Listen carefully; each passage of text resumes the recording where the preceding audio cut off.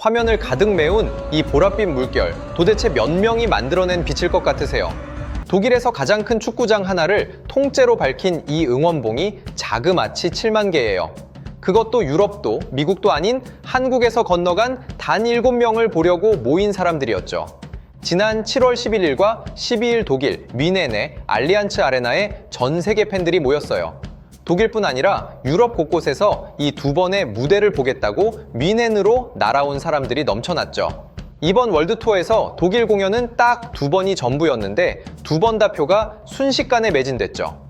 이 경기장은 평소 명문 구단 바이에른 뮌헨이 쓰는 곳이에요.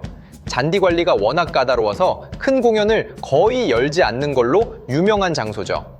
뮌헨의 다른 큰 경기장이 공사에 들어가면서 이례적으로 문을 열게 된 건데 하필 그 귀한 자리를 채운 첫 주인공 중 하나가 한국 가수였던 거예요.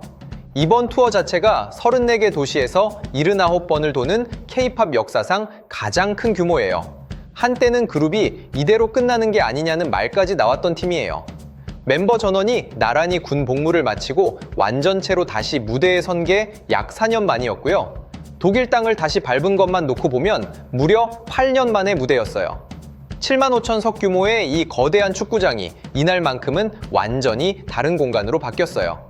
불이 꺼지고 첫 곡이 시작되자 관중석은 순식간에 하나의 색으로 물들었죠. 멤버들은 360도로 열린 무대와 사방으로 뻗은 돌출 무대를 오가며 약 2시간을 채웠죠. 경기장 곳곳에 걸린 12개의 대형 화면이 그 열기를 구석구석까지 전했어요. 응원봉 7만 개는 중앙 제어를 통해 노래에 맞춰 색을 바꿨어요. 파도가 치듯 색이 번져나갈 때 경기장 전체가 하나의 거대한 조명이 된 순간이었죠. 평소 축구 함성으로 가득 차던 관중석이 이날은 한국 노래로 뒤덮인 거예요. 경기장 밖 광장까지 표를 못 구한 팬들이 몰려와 노래를 따라 불렀다고 하죠.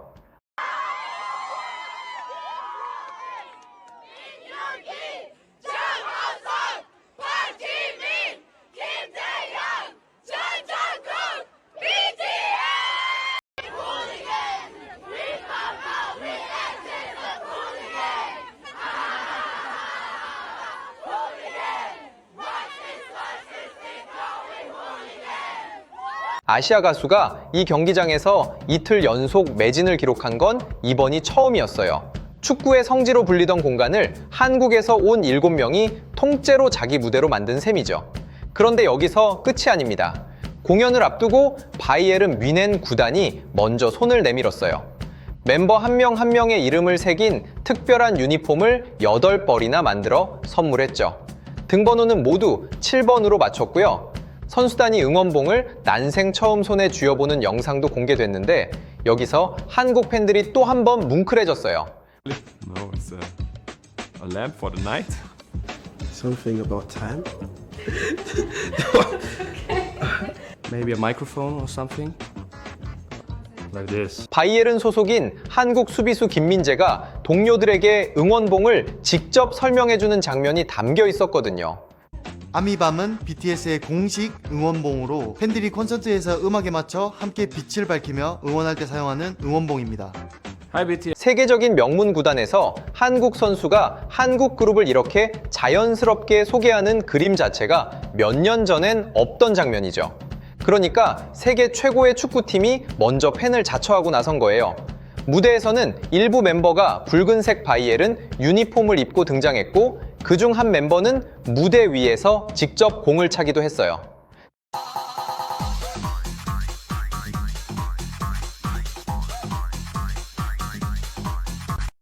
그 장면 하나에 7만 관중석이 그대로 뒤집어졌죠.